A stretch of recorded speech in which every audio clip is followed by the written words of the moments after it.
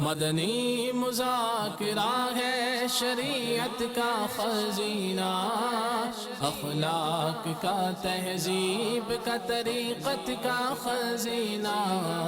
مدنی مذاکرہ ہے، مدنی مذاکرہ، مدنی مذاکرہ ہے، مدنی مذاکرہ، مدنی مذاکرہ۔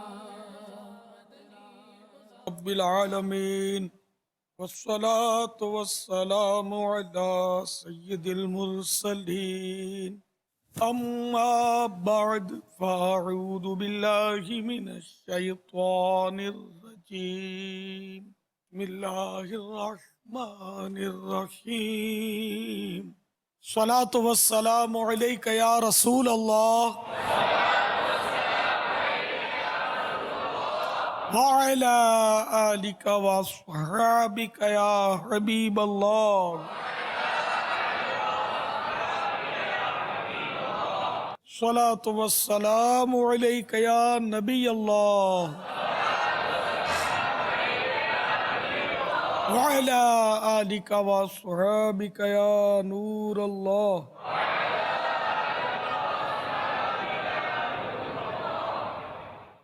فرمان مصطفیٰ صلی اللہ تعالی علیہ وآلہ وسلم، جس نے مجھ پر 10 مرتبہ درود پاک پڑھا، اللہ عز و جل اس پر 100 رحمتیں نازل فرماتا ہے۔ صلو علی الحبیب علی محمد۔ میٹھے میٹھے اسلامی بھائیوں اور مدنی چینل کے ناظرین، الحمدللہ 1433 سنہ ہجری کے ماہ شیخ عبد القادر یعنی ربیع الآخر کی آج 10ویں شب ہے۔ بین الاقوامی اسلامی بھائیوں کا مدنی مذاکرہ ہے۔ دنیا کے مختلف ممالک سے اسلامی بھائی عالمی مدنی مرکز میں 12 روزہ تربیت کے اجتماع میں تشریف لائے ہوئے ہیں۔ قبل اس کے کہ باقاعدہ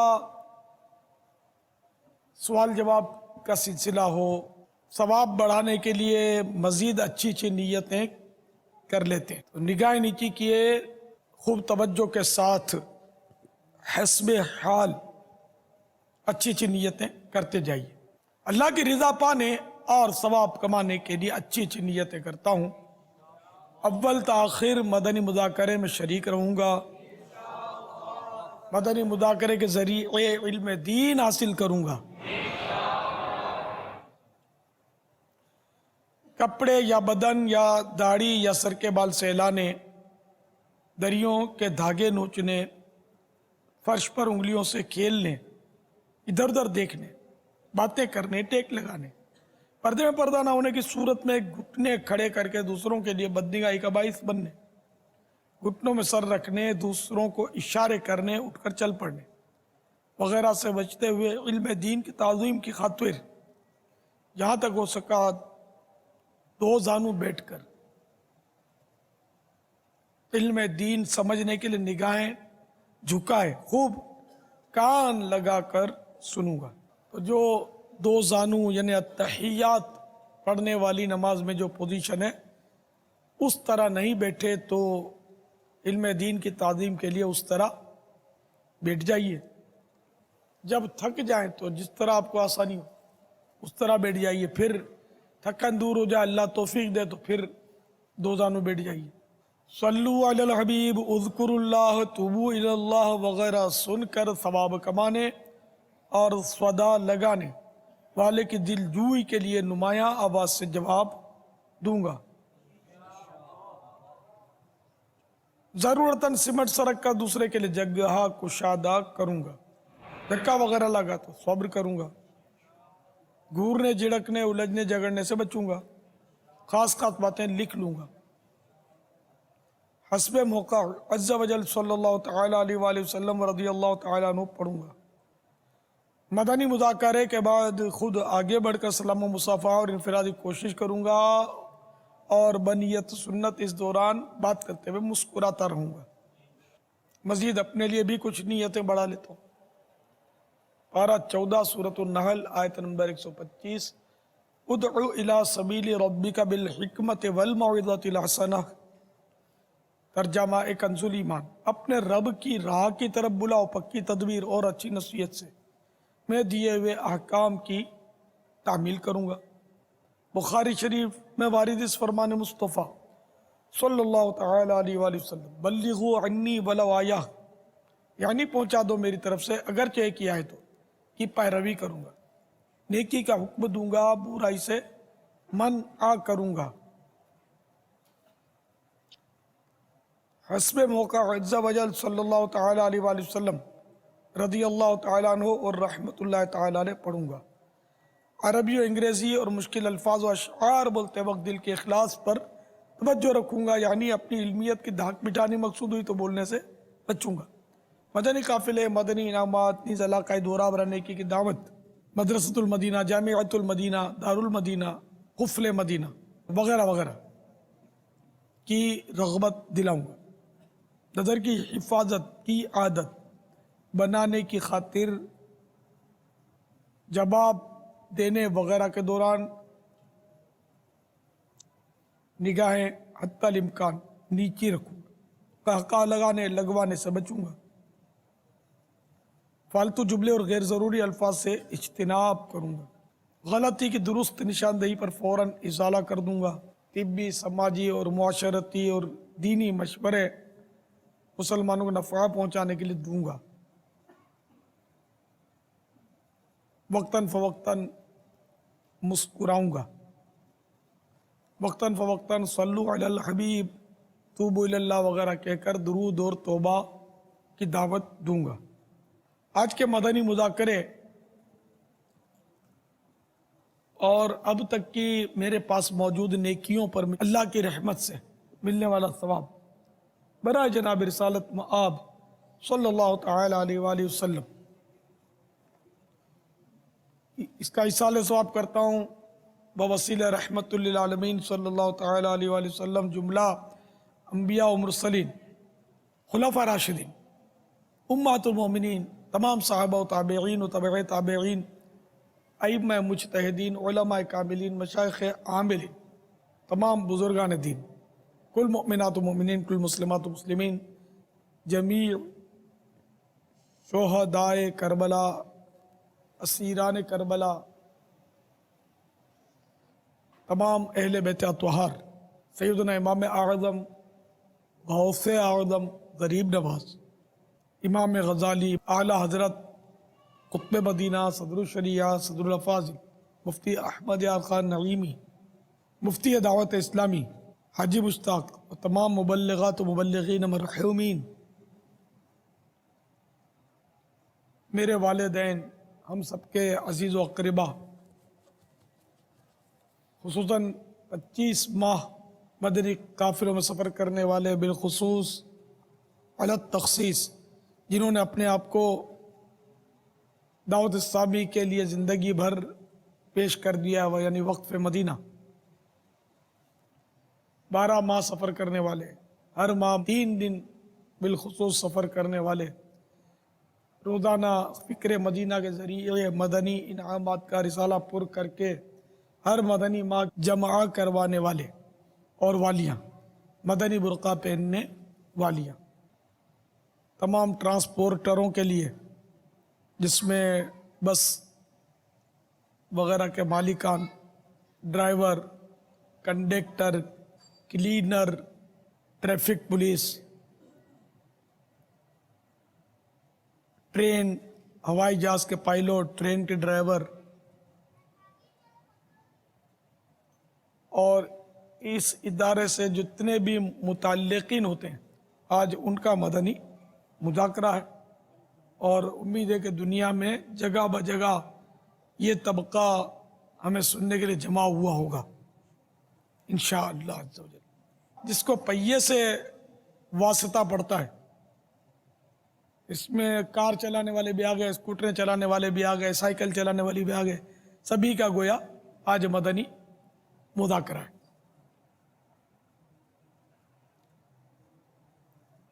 پہیہ یہ بہت پرانی ایجاد ہے. غالباً وہ ایجاد کا ذہن یوں بنا تھا، بہت پہلے ایک آرٹیکل پڑھا تھا پہیے کے تعلق سے، تو وہ پہلے تو لوگ وہ بس وہ چیزیں اپنی وزنی چیزیں بھی گھسیٹتے تھے، اٹھاتے تھے یا گھسیٹتے تھے. اب وہ اٹھانا اور گھسیٹنا جو ہے یہ بہت اس میں طاقت لگتی تھی، گھسیٹنے میں ٹوٹ پھوٹ کا اندیشہ. تو پھر وہ کوئی ایسی صورت بنی تھی کہ کسی نے کوئی چیز گھسیٹی ہوگی تو اس کے نیچے کوئی گول پتھر آ گیا ہوگا تو وہ گھسیٹنے میں جلدی لڑک گئی. تو پھر اس طرح وہ لوگوں نے کوئی تختے اور پھر اس کے نیچے کچھ گول گول پتھر یا اس طرح کی چیزیں رکھ کر اس کو گھسیٹتے تھے، تو وہ بہت جلدی یعنی کہ وہ رستہ طے ہو جاتا تھا. تو یوں ایک پہیے کی سوچ ملی، یعنی کہ آہستہ آہستہ پہیہ ایجاد ہوا. اس میں طرح طرح کی پھر وہ سدھار آنے شروع ہوئے. سب سے پرانا پہیہ جو دریافت ہوا وہ 550 سال پرانا، جو کہ عراق میں پایا گیا. اور پہلے پہیے کا کام جو تھا وہ درخت کے تنوں سے لیا جاتا تھا، جس کے ذریعے وزنی سامان کو آگے پیچھے کیا جاتا تھا. درخت کا تنا گول ہوتا ہے تو اس پر تنے یہ رکھ دیتے ہوں گے اور اس پر وہ وزنی سامان تو اس کو یہ لڑکاتے ہوں گے تو وہ گھوم جاتا ہوگا تو وہ سامان جلدی لڑک کر آگے بڑھ جاتا ہوگا.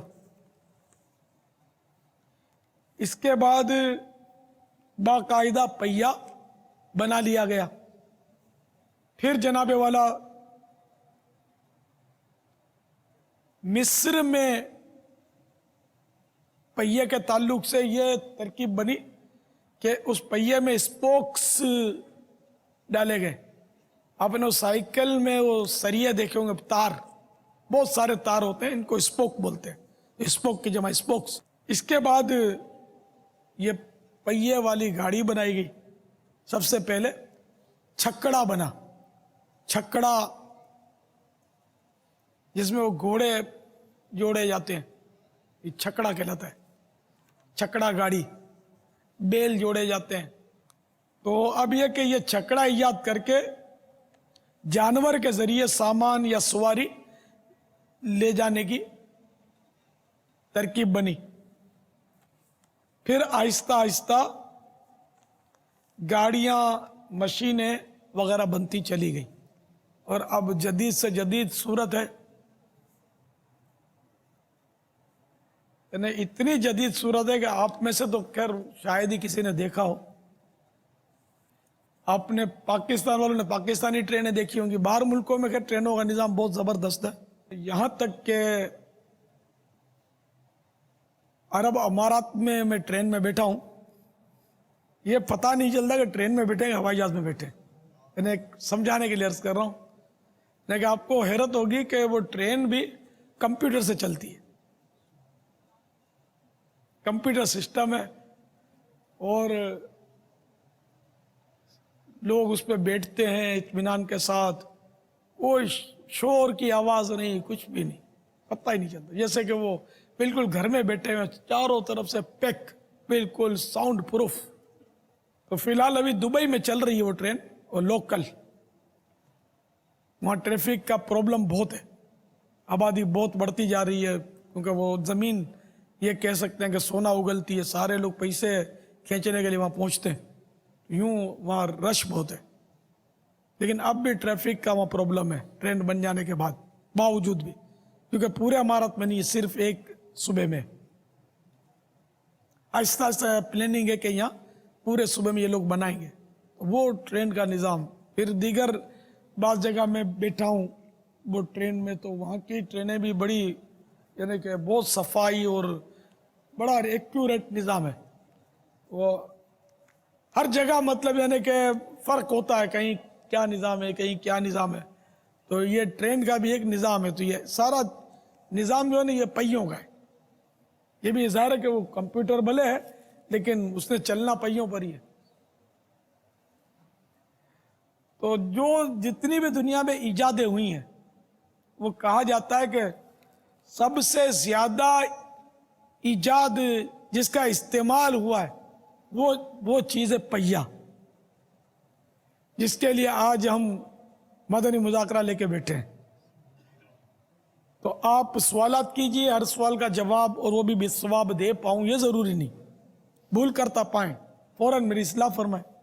مجھے آئیں بائیں شائیں کرتا اپنے موقع پر بلا وجہ اڑتا نہیں، شکریہ کے ساتھ رجوع کرتا پائیں گے انشاءاللہ عز و جل.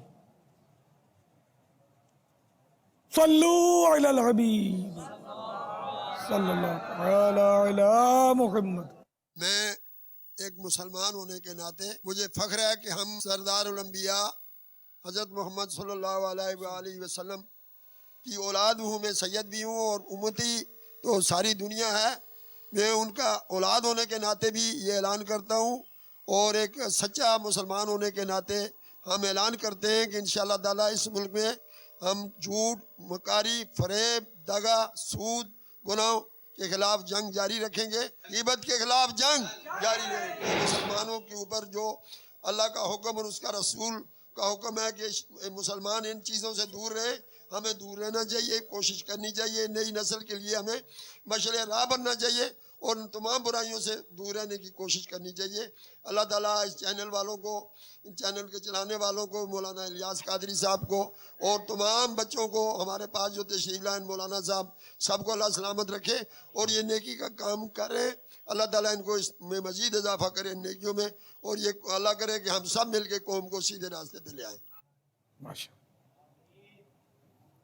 یہ باب المدینہ کراچی کے ٹرانسپورٹ کے صدر تھے کہ جو سید صاحب ہیں، اور آپ نے ان کے ابھی تاثرات ملاحظہ فرمائے، کتنے اچھے تاثرات تھے. داڑھی چھوٹی تھی ان کی. سید صاحب آپ کے نانا جان کی داڑھی بڑی تھی، آپ بھی بڑھا لیجئے، آپ بھی بڑھا لیجئے، داڑھی مبارک کر لیجئے. ابھی داڑھی مبارک نہیں ہے، چھوٹی چھوٹی ہے، تو بڑی ہو جائے گی، یا بڑی کی نیت ہوتے ہی مبارک ہو جائے گی. پھر توبہ کر لیجئے. اللہ تعالیٰ آپ کو جزائے خیر عطا فرمائے. آپ نے ہماری حوصلہ افزائی فرمائی، اور آپ کی عمر بھی کافی معلوم ہو رہی ہے. تو دعوت اسلامی میں عملی طور پر آ جائیے. دعوت اسلامی آپ کی ہے، آپ کے نانا جان کے غلاموں کی ہے. واللہ تعالی اعلم ورسول اعلم عز و جل وصلی اللہ تعالی علیہ وآلہ وسلم. صلو علی الحبیب صلی اللہ تعالی علی محمد. السلام علیکم ورحمۃ اللہ وبرکاتہ. وعلیکم السلام ورحمۃ اللہ وبرکاتہ. میں پاکستان انٹرنیشنل ایئر لائن میں کیبن کرو ہوں، اور میرا نام ہے خالد محمود افریدی. میرا سوال امیر اہل سنت سے یہ ہے کہ کراچی سے لاہور جاتے ہوئے ہماری 1.5 گھنٹے کی فلائٹ ہوتی ہے. اگر اس دوران کوئی نماز آئے تو وہ ہمیں نماز قصر پڑھنی ہے یا پوری نماز پڑھنی ہے؟ جزاک اللہ. چونکہ آپ کو مرکز الاولیاء جانا ہے باب المدینہ سے کراچی تو لاہور، تو یہ شرعی سفر بن جاتا ہے. تو اس لیے جب اس سفر کے دوران آپ کو قصر پڑھنی ہوگی نماز. واللہ تعالی اعلم ورسول اعلم عز و جل وصلی اللہ تعالی علیہ وآلہ وسلم. صلو علی الحبیب صلی اللہ تعالی علی محمد. حضرت الیاس قادری صاحب کا شکریہ جو لوگوں کو دینی اور شرعی حوالے سے رہنمائی دے رہے ہیں. میں مدنی چینل بہت شوق سے دیکھتا ہوں، ہمارے گھر والے دیکھتے ہیں، خاص طور پہ جو اس میں جدید مسئلے مسائل اور پوری دنیا میں تبلیغی حوالے سے قافلوں کا جانا، یہ بہت اچھا ہے. لوگوں کے اندر جو آج کے مسائل دن بدن بڑھتے جا رہے ہیں، ان کا دین کے حوالے سے ایک حل دینا نہایت ضروری ہے، اور وہ کام مدنی چینل بخوبی کر رہا ہے. شکریہ. السلام علیکم. وعلیکم السلام ورحمۃ اللہ وبرکاتہ. ماشاء اللہ، جزاک اللہ. آپ نے ہماری حوصلہ افزا فرمائی. اگر آپ خود عملی طور پر دعوت اسلامی میں تشریف لائیں گے تو ہمارا حوصلے کو مدینے کے 12 چاند لگ جائیں گے انشاءاللہ. سب مل کے مسجد بھرو تحریک چلاتے ہیں انشاءاللہ. صلو علی الحبیب صلی اللہ تعالی علی محمد. السلام علیکم. وعلیکم السلام ورحمۃ اللہ وبرکاتہ. میرا نام میر محمد سیتو، ریلوے سے میرا تعلق ہے. میں انچارج گارڈ پاکستان ریلوے سے ہوں. میرا امیر علیہ سنت سے ایک سوال ہے کہ جب ہم ٹرین میں جاتے ہیں تو قبلے کا کوئی رخ نہیں ہوتا اس ٹائم پہ جب گاڑی چلتی ہے، تو جو لوگ نماز پڑھتے ہیں اس کے سلسلے میں میرا سوال ہے کہ شریعتاً نماز یہ کیسے پڑھی جاتی ہے، مطلب کہ اس کو قبلے کی طرف تو نہیں ہوتا رخ، تو اس کے لیے ہماری رہنمائی فرمائے اور قبلے کا تعین کیسے کیا جائے. دوسرا سوال یہ ہے کہ جب گاڑی چلتی ہے اسٹاپ ہوتا نہیں ہے یا 2 منٹ کا اسٹاپ ہوتا ہے اور گاڑی کھڑی ہو جاتی ہے، کچھ پیسنجر نماز کے لیے اترتے ہیں اور وہ 2 منٹ یا 1 منٹ میں پھر گاڑی چل پڑتی ہے، تو وہ جیسے رکوع میں گئے یا سجدے میں گئے تو ایک سجدہ ہی نہیں دیا تو پھر وہ گاڑی چل پڑتی ہے، تو وہ اٹھ کے پھر گاڑی میں چڑھنے کے لیے دوڑتے ہیں. اس کے لیے بھی آپ ہماری رہنمائی فرمائیں.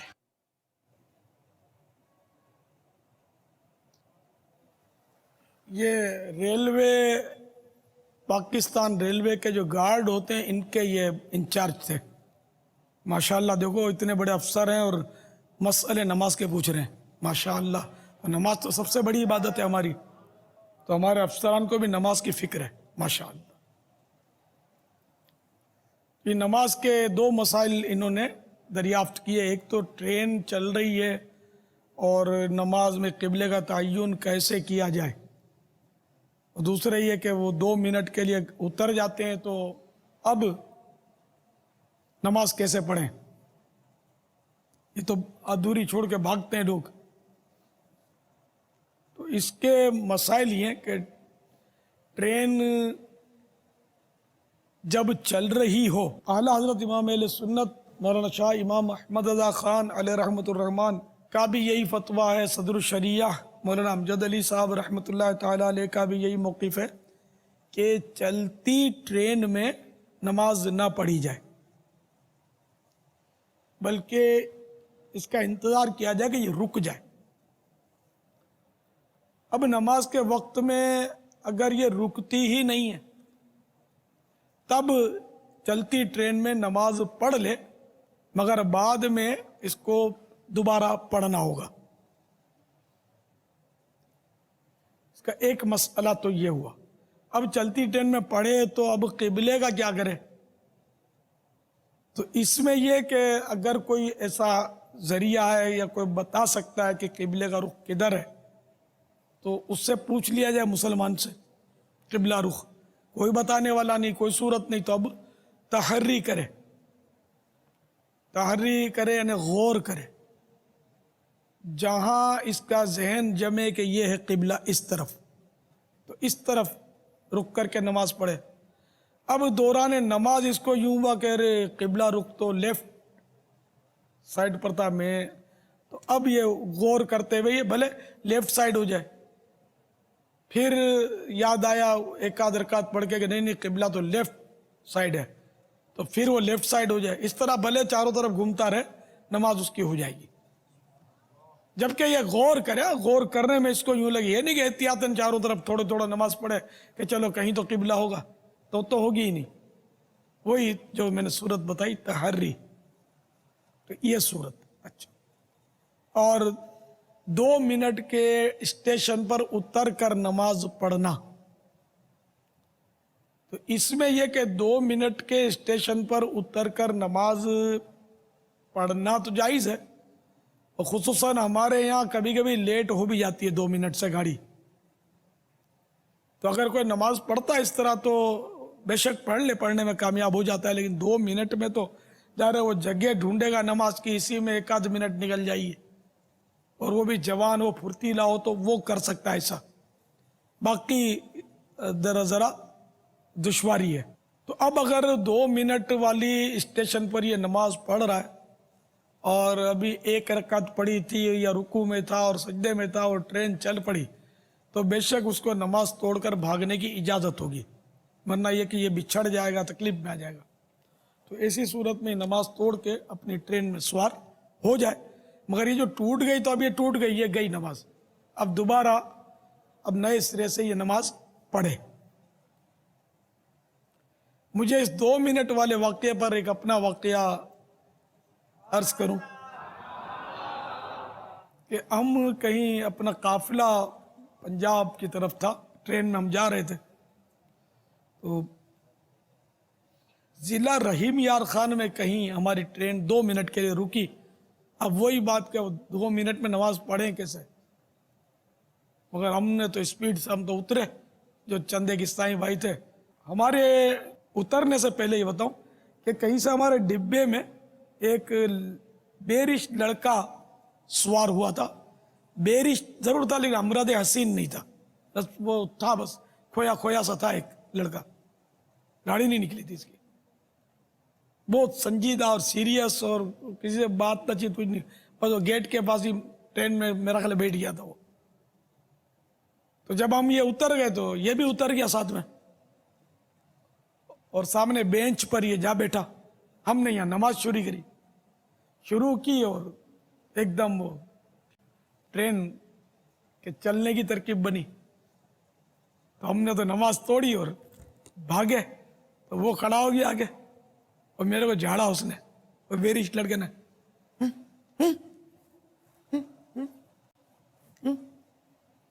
تو میں واپس ہم نے نماز شروع کر دی، تو ہم نے نماز شروع کر دی، 2 منٹ کا اسٹیشن تھا، ہم نے نماز پوری پڑھی، ٹرین نہیں چلی۔ جب ہم ٹرین میں سوار ہوئے تب ٹرین چلی، مدینہ۔ یہ مرشدی کا کمال نہیں ہے، وہ کوئی مجذوب لگ رہا تھا، وہ لڑکا جو تھا نا، ٹرین اس نے روکی تھی اپنی روحانیت سے، اور اس نے یہ پسند کیا کہ یہ مولوی لوگ جو ہیں یہ نماز بھلے نیچے پڑھے، یہ آدھی ادھوری توڑ کے بھاگتے کیوں، تو اس نے تو میرے کو ڈانٹا تھا، میں صاحب کرامت ہوتا تو میرے کو ڈانٹتا تھوڑی ہو، تو وہ اس کی کرامت کہہ سکتے ہیں اس لڑکے کی۔ اب کچھ پھر جب وہ اچھا، پھر مزے کی بات ہے کہ ٹرین چلی، یہ ہماری ٹرین میں بیٹھا بھی نہیں، یہ وہیں بینچ پر بیٹھا رہا اپنے دھن میں، ہم کو نہ بولا نہ ہم نے اس کو کچھ بولا، ٹرین چل گئی، یہ بیٹھا رہا۔ ویسا لگتا ہے کہ ہم کو نماز پڑھانے کے لیے تو کہیں نہیں چڑھا تھا یہ ٹرین میں، اب کون تھا، کوئی مجھے تو کوئی مجذوب لگ رہا تھا، اللہ بہتر جانے۔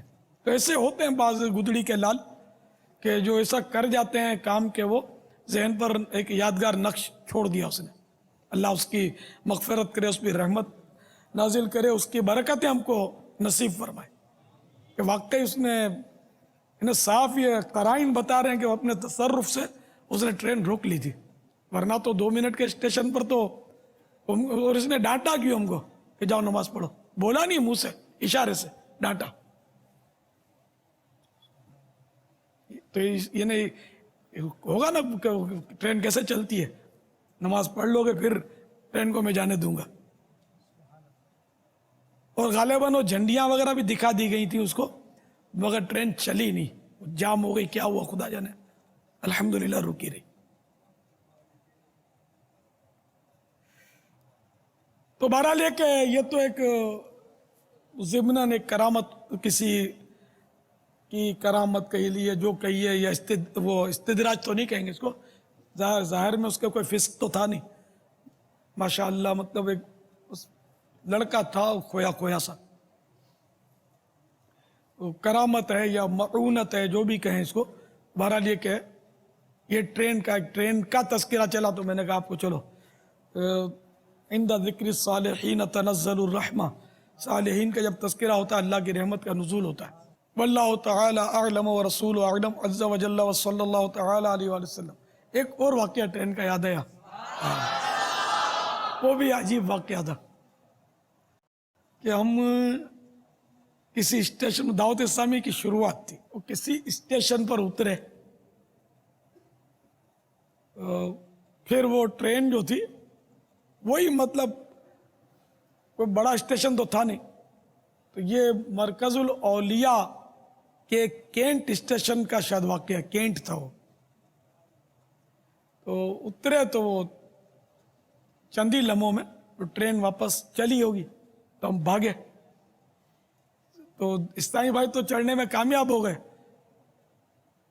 اور میرے ساتھ اس وقت ایک عیسائی بھائی تھے الگ سے، تو وہ بھی جوان تھے, وہ بھی بھاگ کر چڑھ گئے. میں بھی خیر جوان تو تھا ان دنوں, لیکن پھر بھی ظاہر ہے کہ ویسے میری عمر اس وقت کوئی 40 کے لگ بھگ تو ہو گئی ہوگی.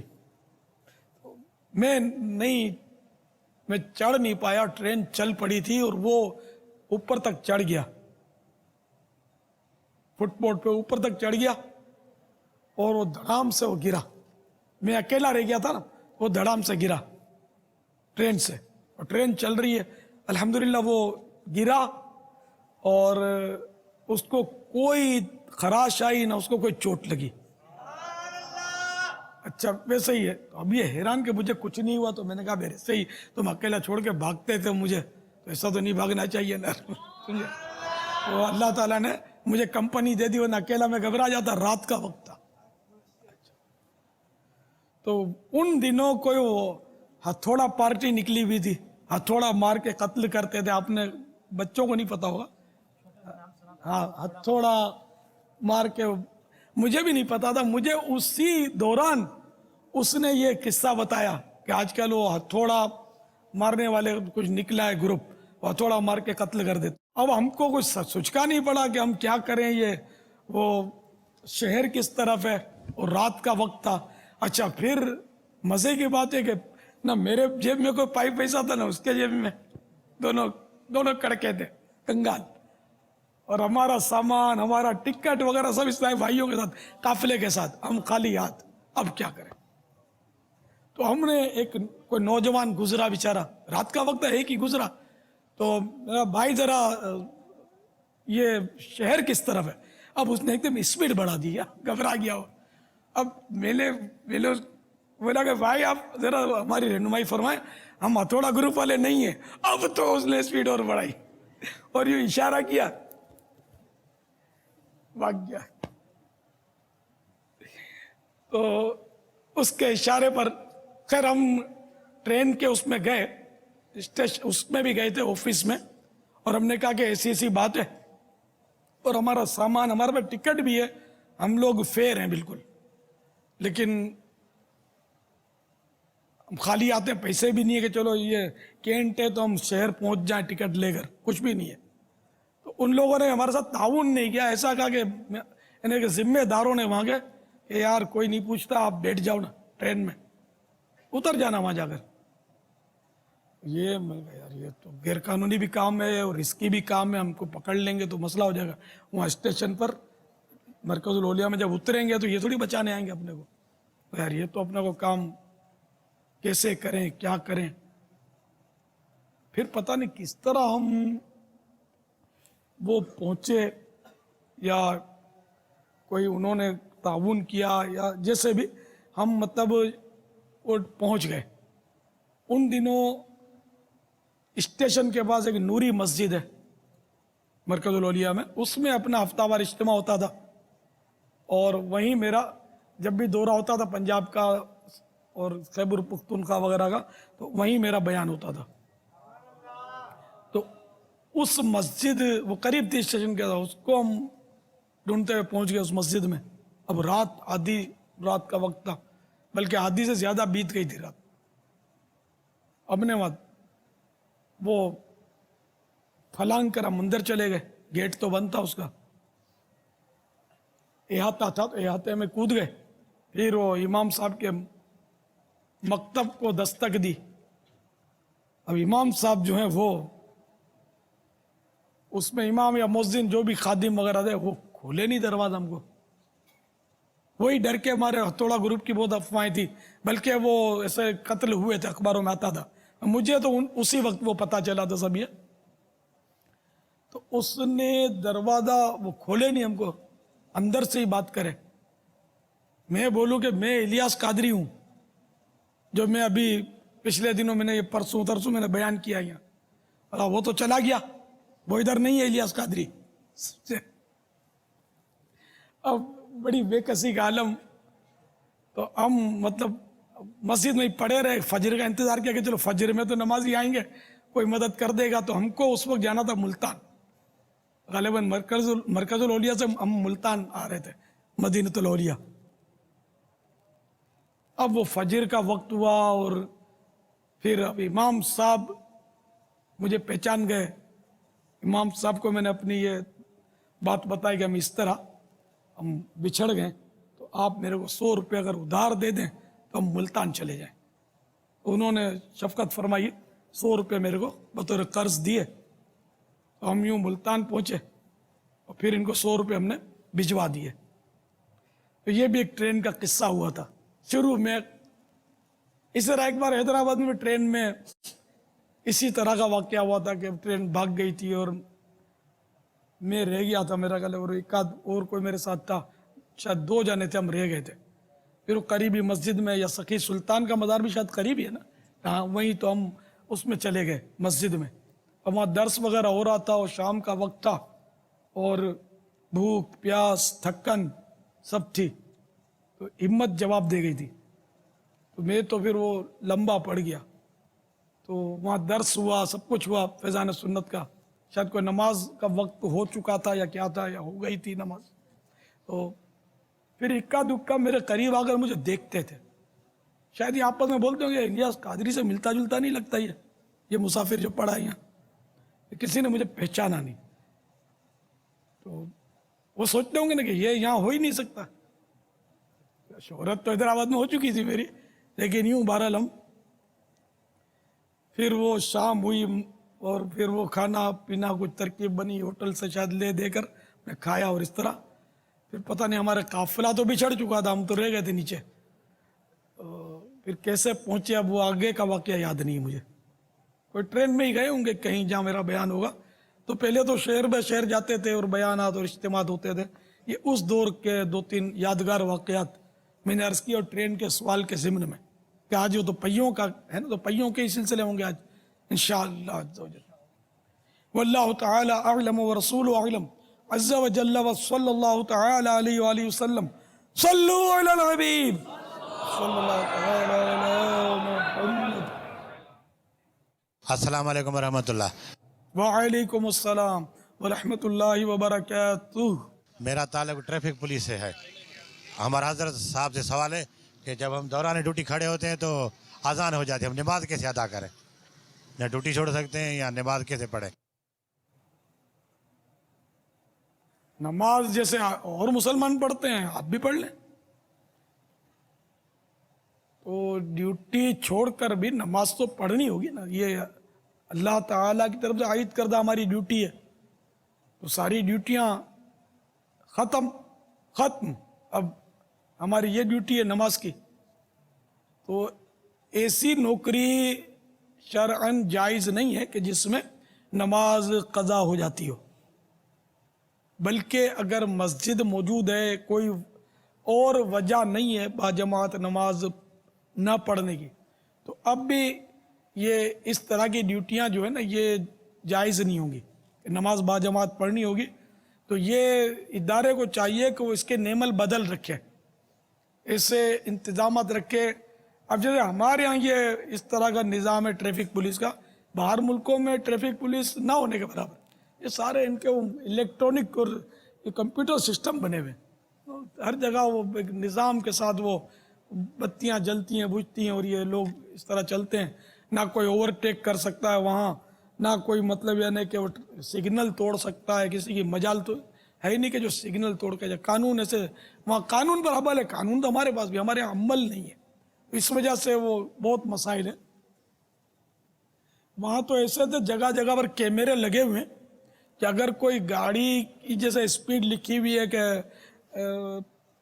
60 کلومیٹر رفتار اس کی لکھی ہوئی ہے، تو اگر اس سے 60 سے ذرا بھی زیادہ وہ ہوگا تو کیمرہ ہوتا ہے وہ بعض جگہ پر کیمرے میں اس کی تصویر آ جاتی ہے. خود بخود کیمرہ آن ہو جاتا ہے، تصویر اس کی گاڑی کی آ جاتی ہے. اس کے وہ بھرنا ہی بھرنا ہے. وہ آگے یعنی کہ کبھی تو جائے گا لائسنس رینیو کروانے کے لیے یا جو بھی اس کے لوازمات ہوتے ہیں گاڑیوں کے، تو وہ بغیر اس کے بھرے اس کو چارہ نہیں ہوتا.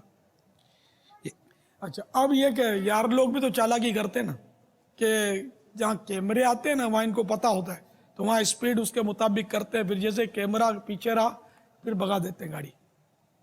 تو اس کے لیے اب وہاں ان لوگوں نے بھی چالاکی کی ہے یہ کہیں درختوں کے پیچھے جھاڑیوں کے پیچھے گاڑیاں وہ کیمرے کی موبائل گاڑیاں ہوتی ہیں ان کی یہ چھپ کر کھڑے ہو جاتے ہیں گاڑی بھاگ کے نکلتی تو اس کو یہ کر لیتے ہیں 500-600 درہم میرا خیال ہے یہ کرایہ اس کا وہ لیتے ہیں وہ فائن کرتے ہیں بعض ممالک میں تو بابا وہ بلیک لسٹ ہونے والی پالیسی بھی بنائی گئی ہے کہ مطلب اس طرح کی پالیسی بنائی گئی ہے کہ اگر کوئی زیادہ جیسے کہ قانون توڑتا ہے بائیلوز توڑتا ہے ٹریفک کے تو ایسا ہوتا ہے کہ اس کے وہ مائنس نمبر لگ جاتے ہیں جیسے اس کو پوائنٹ ملتے ہیں مائنس نمبر ملتے ہیں جیسے ہی مائنس نمبر ملتے جاتے ہیں تو ان کا کوئی ایک ایسا پیمانہ بنا ہوا معیار بنا ہوا ہے کہ اتنے نمبر اگر اس کو مائنس مل گئے تو اب یہ اتنے سال کے لیے اس کی ڈرائیونگ کے لیے وہ نااہل قرار دے دیا جاتا ہے اور بعض ایسی جگہ بھی سنا ہے کہ وہ پھر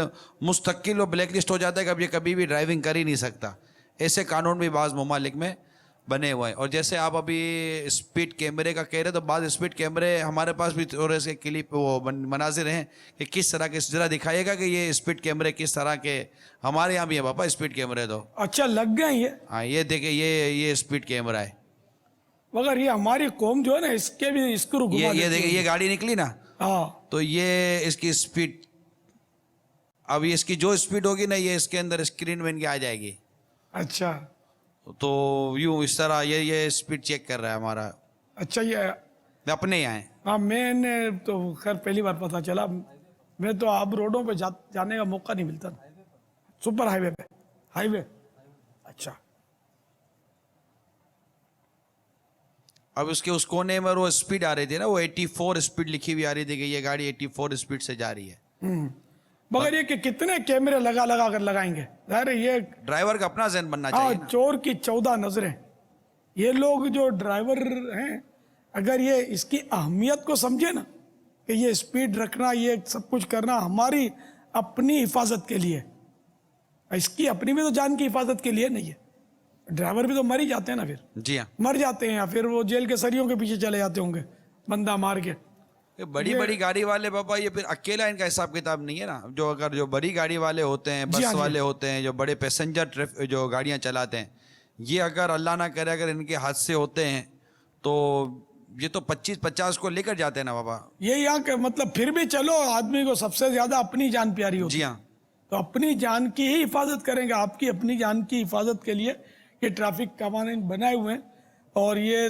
تقریباً قوانین جو ہیں وہ بہت اچھے قوانین ہیں یہ جو مالی جرمانہ تو پہلے بھی عرض کرتا رہتا ہوں کہ یہ ہمارے یہاں منسوخ ہے امام اعظم ابو حنیفہ رحمۃ اللہ تعالیٰ علیہ کے نزدیک حنفیوں کے نزدیک تو یہ مالی جرمانہ جائز نہیں ہے باقی اب ٹریفک کے قانون ہمارے فوائد کے لیے بہت مطلب یعنی کہ اچھے قوانین بنے ہوئے کافی تو اس لیے سب کو ان قوانین کا پاس کرنا چاہیے یہ قوانین کا خیال رکھتے تو یہ کیمرے لگانے کی ضرورت کیوں پڑتی ورنہ یہ کہ حادثات ہوتے ہیں اور طرح طرح کے جان لیوا حادثات ہوتے ہیں اور ایسے کہ مطلب یا بعض لوگ بیچارے زندہ بچتے ہیں تو ان کی زندگیاں بیکار ہو جاتی ہیں زندگی بھر بیچارے پھر وہ دوسروں کے محتاج ٹانگ ٹوٹ گئی ہاتھ ٹوٹ گیا یہ ہو گیا پڑا ہوا ہے بس تو پڑا ہوا ہے بیچارہ اٹھ نہیں سکتا زندگی بھر سسک رہا ہے تو ایسے کچھ مناظر اگر دکھا دیں آپ ان کو جی بابا حادثے کے ایسے مناظر ہیں ساتھ کلام بھی عبرت والا ہم نے اس میں ہے کہ یہ دیکھیں بڑی غور سے یہ مدنی چینل کے ناظرین کہ تھوڑی سی بے احتیاطیاں کتنے بڑے نقصانات کا سبب بنتی ہیں بالکل عبرت کی نظر سے دیکھنے والے یہ مناظر ہیں دکھائیے جگہ جی لگانے کی دنیا نہیں ہے یہ عبرت کی جا ہے تماشا نہیں ہے یہ عبرت کی جا تماشا نہیں ہے بے عمل بھائیوں سب سنو دھر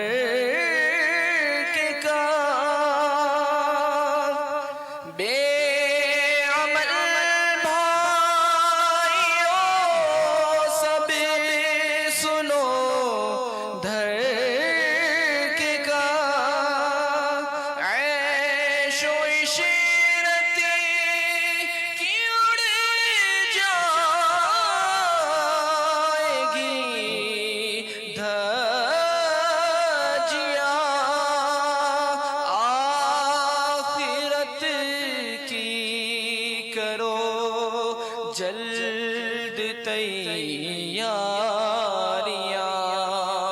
موت آ کر رہے گی تمہیں بے گمان، جگہ جی لگانے کی دنیا نہیں ہے۔ 2011 کے میرے پاس ایک کارکردگی آئی ہے کہ اس میں 300 سے زیادہ ٹریفک حادثات میں وبا اموات ہوئی ہیں، 300 سے زیادہ، اور ایک کہاں کے؟ یہ اپنے ملک کے ہم نے نکالے تھے، پاکستان کے جی ہاں۔ 300 افراد اس میں؟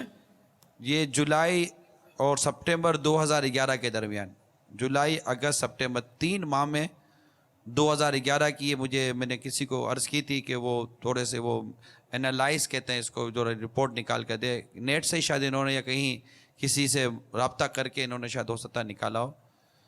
اور اس میں دوسرا تھا پاپا کہ حادثے میں جو ہوتے ہیں نا 3% لوگ یہ زخمی ہوتے ہیں اور 97% اموات ہو جاتی ہیں۔ اوہ، 19/2/2012 کی ایک یہاں کارکردگی ابھی مجھے ملی ہے کہ 7 افراد یہ وہ ٹریفک حادثے میں یوں گئے کہ اس میں میاں بیوی اور بچے ہلاک ہو گئے، یعنی پورے کے پورے خاندان اجڑ جاتے ہیں۔ یہ گاڑی جا رہی ہوتی ہے اور وہ کنٹینر بازوں کا جو ٹرکوں کے اوپر جو کنٹینر لوڈ کیے جاتے ہیں، ان کے لوڈ کرنے کا بھی ایک قانونی طریقہ کار ہے کہ یہ کنٹینر چلتے چلتے گرے نہیں، اسپیڈ بریکر آ جاتا ہے یا کوئی سا بریک لگ جاتا ہے تو گرے نہیں۔ لیکن یہ بات مطلب کہ مشاہدے کی اور معلوم ہے سب کو کہ چلتی گاڑی پر چلتے چلتے کنٹینر پورے کے پورے گاڑی کے اوپر گر جاتے ہیں، اب وہ گاڑی کے اندر جو بھی پیسنجر ہے وہ کنٹینر کے نیچے دب گئے، ختم ہو جاتے ہیں۔ تو ایسے اتنے مطلب کہ حادثات اور واقعات ہمارے رونما ہوتے ہیں، اور یہ اس میں زیادہ تر بابا قانون پر عمل نہ کرنے کی وجہ سے اور اوور اسپیڈ ڈرائیونگ جو کہتے ہیں اس کی وجہ سے، نیندیں بعض اوقات ڈرائیور جو گاڑیاں چلاتے ہیں ان کی نیندیں پوری نہیں ہوئی ہوتی، اور بھی کئی سے حادثات آپ کی معلومات میں بھی ہیں کہ وہ ہوئے حادثات کہ وہ جو گاڑی چلانے والے دن کی نیند نہیں ہوئی تھی اور گاڑی چلاتے چلاتے تھوڑی دیر کے لیے آنکھ جھٹکا کھاتی ہے اور وہ جھٹکا صحیح کا لگتا ہے۔ تو جو آپ ابھی فرما رہے تھے نا کہ یہ احتیاط کریں، اوور اسپیڈ سے بہت زیادہ نقصان ہے۔ تقریباً یہ حادثہ جو ابھی ہم نے دیکھے ان میں کچھ حادثات تو ایسے تھے جو اوور اسپیڈ کی وجہ سے ہیں، قانون توڑنے کی وجہ سے، سگنل بند ہوتا ہے پھر بھی نکل جاتے ہیں، سگنل بند ہوتا ہے پھر بھی نکل جاؤں گا، سامنے والا کہتا ہے میں نکل جاؤں گا۔ لائٹ جو ہمارے یہاں جو 3 لائٹیں ہیں، گرین، ریڈ اور یلو، یہ لائٹوں کا کوئی ایسا حساب کتاب ہی نہیں ہے۔ ریڈ لائٹ ہو جاتی ہے پھر بھی اس کو پتہ کہ ریڈ لائٹ ہوئی ہے، اب سامنے والے کی لائٹ گرے گی، یار وہ ابھی تو سامنے سے آئے گا، اتنی دیر میں نکل جاؤں گا۔ ہمارے یہاں یا بعض ایسے ممالک میں اسی طرح کا مطلب حساب ہوتا ہے، مگر وہ دوسرا بھی تیار ہوتا ہے کہ اب بھی تھوڑی دیر، وہ اپنے سگنل کو نہیں دیکھ رہا ہوتا، وہ اپنے سگنل پر کھڑا ہوا دوسرے کے سگنل کی بتی دیکھ رہا ہوتا ہے کہ جیسے اس کی بتی اوپر چڑھتی ہے وہ اسپیڈ دے دیتا ہے کہ ابھی تو میری بتی جیسے نیچے گرے گی میں اسے نیچے گرنے سے پہلے نکل جاؤں گا۔ تو اپنا سگنل دے کر چلنے کے بجائے سامنے والی پارٹی کا سگنل دے کر چلنے کا بھی رجحان ہمارے یہاں پایا جاتا ہے، جو حادثے کی بہت بڑی بنیاد بنتی ہے۔ اور تھوڑی سی یہ جلد بازی ہوتی ہے اور پورے کے پورے کنبے، خاندان اور معذور جو آپ کہہ رہے ہیں سب ایسا عجیب و غریب حال ہو جاتا ہے۔ چند سیکنڈ انتظار نہیں ہوتا ان سے، اصولوں کا بابا اتنا اندازہ بھی نہیں ہے۔ بس یہ حادثات سے بچنے کے لیے بہت احتیاطوں کی ضرورت ہے۔ مدنی مذاکرہ ہے شریعت کا خزینہ، اخلاق کا، تہذیب کا، طریقت کا خزینہ۔ مدنی مذاکرہ ہے، مدنی مذاکرہ، مدنی مذاکرہ ہے، مدنی مذاکرہ۔